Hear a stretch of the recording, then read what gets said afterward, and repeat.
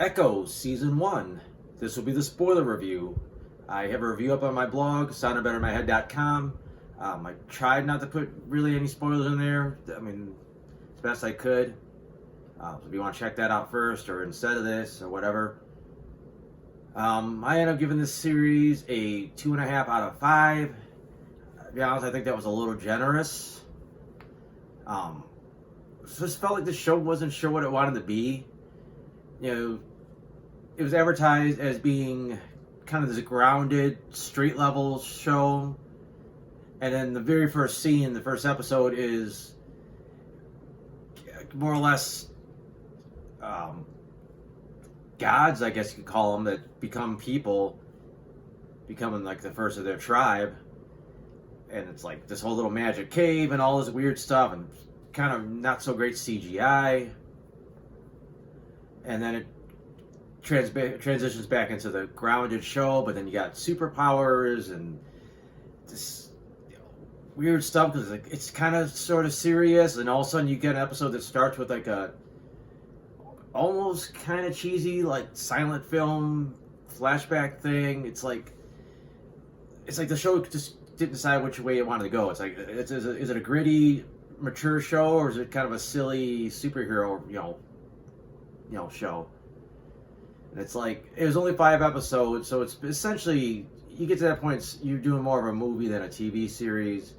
But it just didn't feel like either. Like, it just didn't get to a point one way or another. It's like, what is this show about? Like, I watched the first maybe 2-3 episodes. I'm like, okay, first episode is basically flashback, origin stuff. You're directly taking footage from the Hawkeye series and just using it here as if act like it's new footage, which it should have lost some more points there for that alone. So you got to kind of origin, catch up with, recap, what Echo was with some new stuff, and then you got the present day for her, and it looks like it's going to build towards something. It's like, okay, what is it building towards? Is she fighting the Kingpin? Is she taking on the gang? Is she going to become a Queenpin? Like, what's the plan? And it just, right when you're expecting that to happen, it just doesn't. And obviously it's about our journey for her personally, like healing, but the plot is damn near non-existent. It's just kind of a mediocre character arc that wraps up like kind of like, I don't know, like just kind of too quickly. It even sets up like, okay, she's starting this gang war. She blows up this depot, armed depot with the Kingpin. It's like, all right, this is what's going to be, and then doesn't really lead anything. Then they counterattack her and they let her go. So it's like, and the Kingpin shows up and he wants her to join him again. It's like, can you trust him? Can you not trust him? Like, as an audience member that knows the Kingpin very well, I don't think he's anyone you can trust ever. Even if he likes you, you do something wrong, you're done. And so it's like, if I don't trust her, why should she trust him? And even what he's trying to entice her with, like, oh, you would be the queen, like, just didn't sound like enough to say, okay, I'll risk it. And then the ending was just kind of so. As far as Echo herself, in her Hawkeye appearance, it seemed that she had no special abilities besides being really good at fighting. If you know anything about the comic book, she is deaf, which is consistent. But she's like the Taskmaster. She could copy any physical move that she sees as long as it's not super powered. She could go watch a martial arts tournament and then learn every single one of those moves, and watch like a great fighter fight and be just as good. And like, I don't really care one way or another about the character. She's not like anything I'm super familiar with. There's probably people out there that really like the character, but the people behind the show are just pretty much like, oh yeah, her powers are lame. It's like, well, maybe that's something that the people like about the character, and it's like you're just kind of brushing it off like we know better. I mean, I do admit it is redundant. It's like I said, the Taskmaster does the same thing, but it's her thing. They did do something that could have been interesting. They did it just right, and they didn't kind of botch the ending. This version of Echo she apparently has some kind of connection going all the way back to, like I said, the very first of her people. And she could she has these flashbacks sometimes. She could see these, I don't want to say past lives. It's not like she's necessarily been reincarnated, but previous people in her lineage, her ancestors, that all had this gift. And it would have been kind of cool, and like I said, that was more explicit. Like, the one girl's a sharpshooter. And they kind of explain, well, okay, now Echo's a sharpshooter. It's like, that'd be an interesting twist, is that instead of seeing something now and copying it, she's able to copy abilities that her ancestors had. So like she's even better than they just keep getting progressively better because they keep absorbing these these memories. And they kind of hint at that a little bit, but they just get away from it. And then the finale, it's like she just gets the magic glow, and somehow she gives it to her grandma and her cousin too, and they just suddenly get like pretty good at fighting, and they get super strength. I don't know where the super strength comes from, unless that's from the the more godlike origin of her tribe. I don't. It's really vague, and like the fight itself isn't that great. And then she picks up this weird healing power, which again, it'd be one thing if it was something that was kind of learned by one of her ancestors, like if her mother like learned and trained to be like a healer, but it was more like, oh, she just kind of got this power because she's part of this bloodline. It's like, yeah, there was potential. I think if they did it right, it could have been kind of cool and a good way to sort of still have the same power and make it fresh. But I think they just kind of botched the final execution. Kingpin as himself is just the Kingpin. It's about what you would expect out of the character. It wasn't as quite as scary as he normally is. Like usually the first Daredevil season was really good at this, like making him just absolutely ruthless, terrifying force of nature. Like you don't even say his name or your kids could die. Like that's how scary the guy's supposed to be. And here it's like, their grandma's gonna be fine when he grabs her at the end. As far as the other characters, nobody really has an arc that's not tied to Echo. It's like, oh, all our stuff's directly tied to her for the most part. I do like most of the characters. I love her grandma, her grandfather, her uncle. I thought those three were the strongest. They just felt so like real people, and they felt like this lived-in world, and they just kind of had this like quirkiness, especially her grandfather. Just seemed like a fun guy to hang out with. And I just thought it was really well acted. And I just thought that's where you get your reality. When she's interacting with her family like that, it felt like, okay, this is a decent drama. This is kind of street level. And then the magic stuff starts happening. And this gets like kind of weird at that point. I think that's the gist of the show. Like I said, it's just that this doesn't really have a point besides this weird redemption arc for Echo. And then she gets this. She's not a superhero costume type of character. If you see what she wears in the books, it's more or less this kind of tank top looking thing with it's like a sun symbol on it, and she, has a feather in her hair, and her arms are wrapped, and she gets this more really elaborate costume that doesn't look like something she should wear. It almost looks like something they got from Shang-Chi and all those guys. This overly done, and that's one big nitpick. I don't know a ton about the character, but you told me to say one thing about Echo as far as how she looked, and I think if you ask any fan, the first thing they say is like, okay, she's got this white handprint on her face. That's her look. That's her trademark. And they just blew a easy opportunity to have the handprint on her face. She's at this powwow at the end. Everybody's dressed up. She's got her little costume on. She's trying to blend in. It'd be an awesome time. Here's your war paint. And it kind of almost tie back into some, her father dying and some other stuff. And it's like, they just didn't do it. And it's like, almost like feels like it's too late now if you bring her back and that's all went on there for no reason. I felt like it should have been earned. It should have been earned as part of this costume. Because the costume itself didn't feel as earned as they thought it did. And also, I'm kind of all over the place on this one. The show hyped up that Daredevil's in it. And he is. Just in one episode, he shows up for the one fight scene. It's a decent fight scene. And then he's gone, and he's not even important to the plot. It could have literally been almost any character that popped up. I know Daredevil's got ties to Kingpin and Echo, and that's why he was there, but as far as the narrative of the show, there was really no reason for Daredevil at all to show up.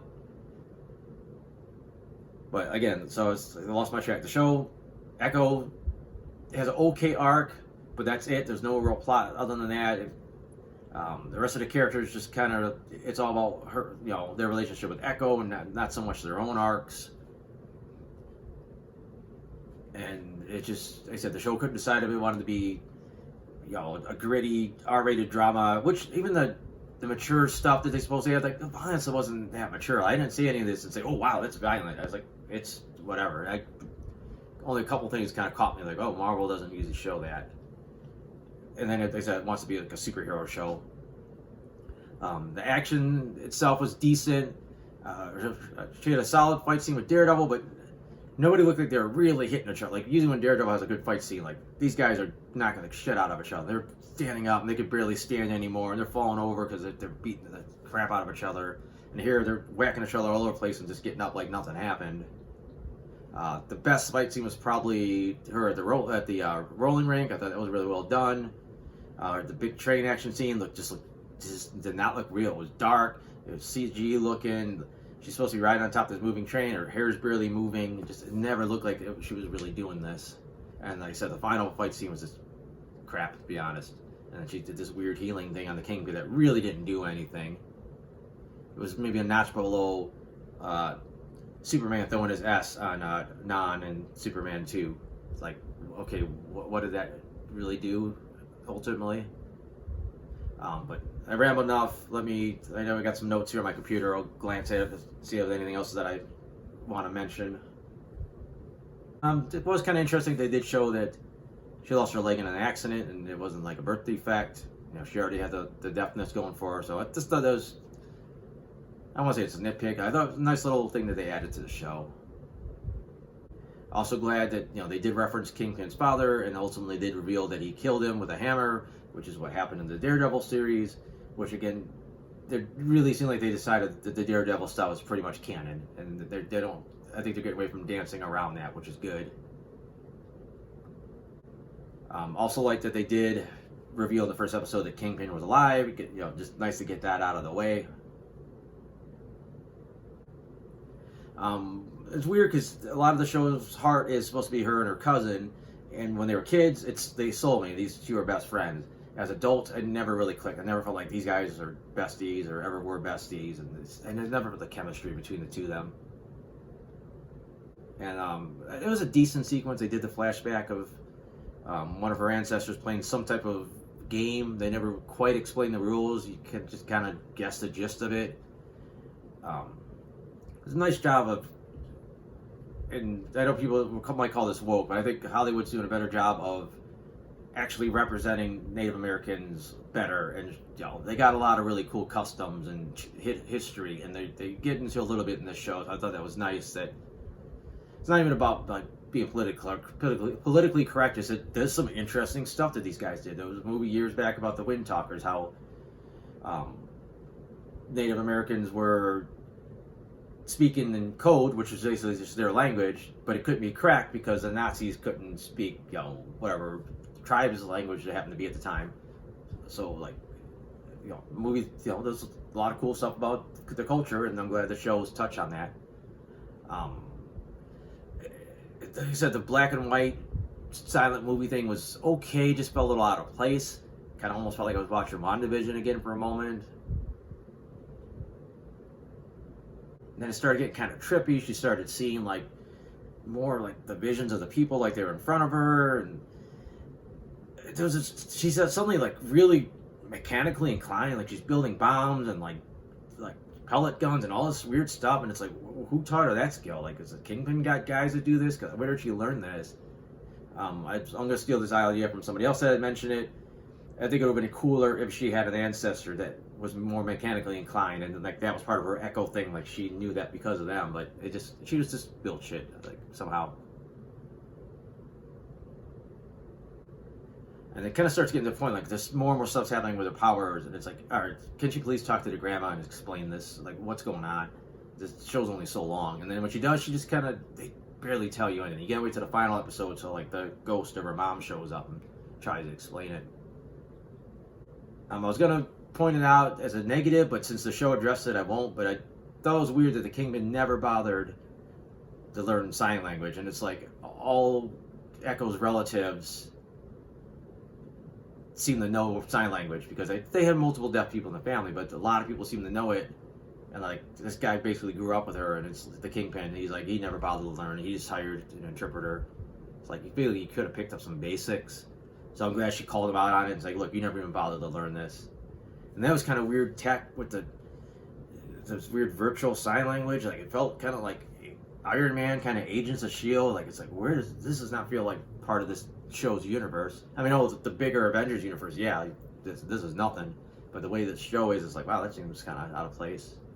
And then Kingpin, I couldn't understand what was going on with his eye because he had the patch on, and then sometimes it would glow blue, and he would take the patch off for a while, and then later on he'd have it on again. His eye would glow when he would take it off. Like I don't know what that was supposed to be. Then they got this weird like her and her grandma were kind of like felt like they were shining, like they're both kind of seeing the same thing at the same time. But he said at least thought it was building towards his explanation, and they just kind of glossed over it. And then it's like weird that her mom could magically heal glowing hands, like bring this bird back from the dead, but it's like never seemed like it came up. It's like, well, yeah, by the way, my mom was magic and she could do this stuff. Like maybe she was too little to understand, but it's like your mom like could almost raise the dead, and it's like never came up again. And then they said that not only was the battle at the end kind of corny, there was the thing where there was a guy with a rocket launcher is ready to take out the crowd, I guess, and then her uncle pulls the gun out, winks, and it makes a little ding winking sound, and then shoots the guy. Because before that, it was some nice tension. It was building up to this big action scene. Then it just got kind of corny. She's sharing powers with her family. Grandma's throwing people all over the place. This guy's winking at the rocket launcher guy, and then the rocket flies off and explodes, and like, oh, fireworks. It just got corny at the end. And it's like he said, and the whole Kingpin thing. It's like, okay, whatever she did absolutely nothing to him. And then he just went off, and they did the post-credit scene where they come. I'm going to try to be a mayor, because the reporter said every single quality I have is exactly what needs to be, had by the person that is going to be mayor. Even though Kingpin, I guess it doesn't really matter, but the Kingpin's like a convicted felon, and he'll run for mayor and probably win it. That's probably about it. I said it went on about a show that's only 5 episodes and not really that much happens. It had potential. I really didn't. When they announced it, I was like, I don't care. When I watched it, I'm like, okay, this is that potential, and then it just never did anything consistent, and it just fell flat. Like I said, I got the more coherent but less spoiler-filled review. I got other reviews. I got some comic strip stuff. That's all at soundedbettermyhead.com, so if you want to check that out, that'd be cool. But other than that, thanks for watching.